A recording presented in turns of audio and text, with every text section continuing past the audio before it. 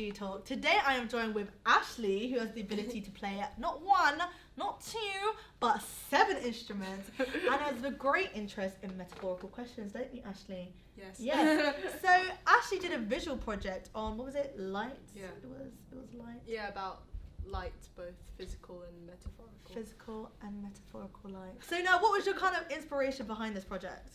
Oh, the inspiration was all the footage that I had, like, in previous years.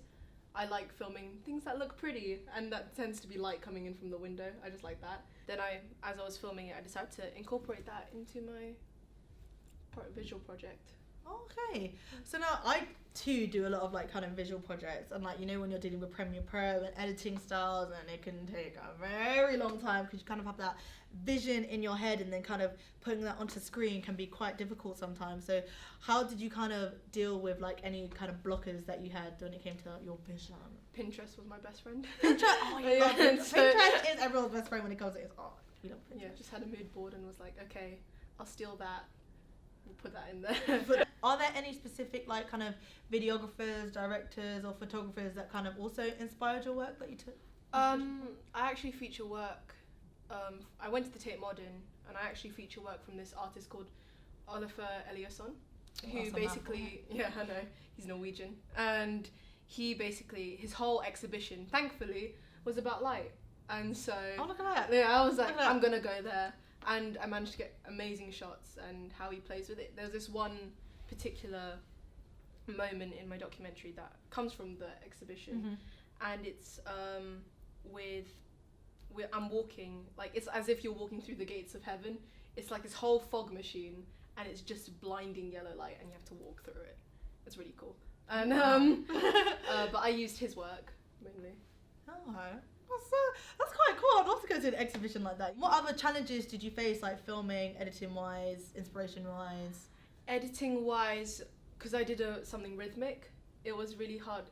I made, because it's a quick paced piano, trying to find like B-roll to fill in those moments. Yes. And like curating and organizing those the footage into something that makes sense. Yeah, no, I understand. Honestly, B-roll is a lifesaver. I feel like people underrate B-roll, but B-roll was literally just like always make sure you get your B-roll when you're filming. That's basically the entire documentary. It's just one B-roll. B-roll. Yeah. B-roll, like. So doing this project, where do you think you're going to be moving forward, or what would you like to do moving forward? Well, definitely incorporating visual into my work.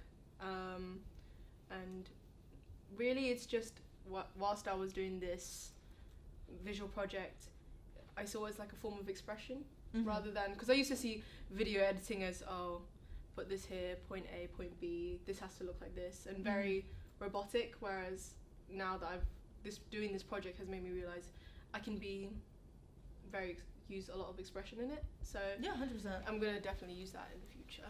And a lot of people, I feel like, as you edit video editors, or when you first kind of start editing, you kind of learn your own type of style when it comes to editing, because I don't think any two editors are the same, because how you think of something is different to how, say, I would look at something. So you could give us the same project and we could come up with 2 completely different things. Yeah, and do you think that your editing style has been influenced by anything at school or by the people around you here? It was from around here, not so much, but from, like, on YouTube, there's this one cinematographer called Ollie Ritchie. He's literally, I know your name. He's our age. Yeah. He's 18, I think, and the music that he used was the music I actually used in my documentary, and he called it a visual poem. And I thought maybe that's what I should do with my poetic documentary. It's very artsy, isn't it? I know, it's so artsy and pretentious. Tumblr is having a field day. Yes, and yeah, that's what I did. I incorporated his work into mine. So, and as well as, like, because music is a very important part when it comes to visuals, like, how important would you say it was? For me, it was very important, because you can really emphasize something within music. So if it's loud, wow. If it's not, it's very mellow. Yeah.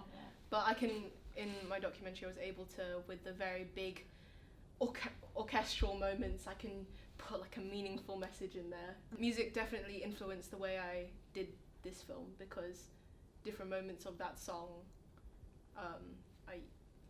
it influenced my work. Well, congratulations on your distinction. Hopefully you get a distinction again this year. You doing a visual project? Yes. We love to see it. Well, we look forward to seeing that, and hopefully you can come back on the show and show us that. But thank you for being here, Ashley. Thank you for having me.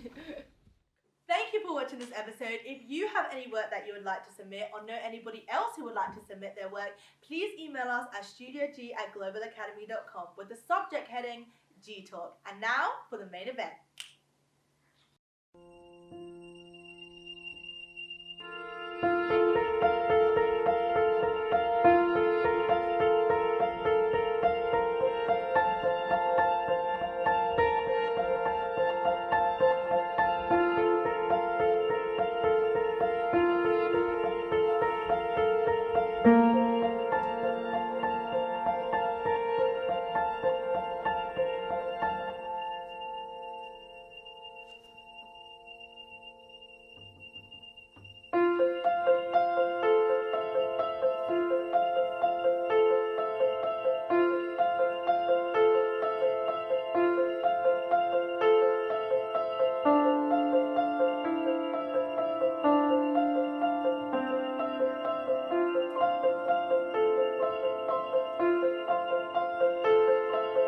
Thank you.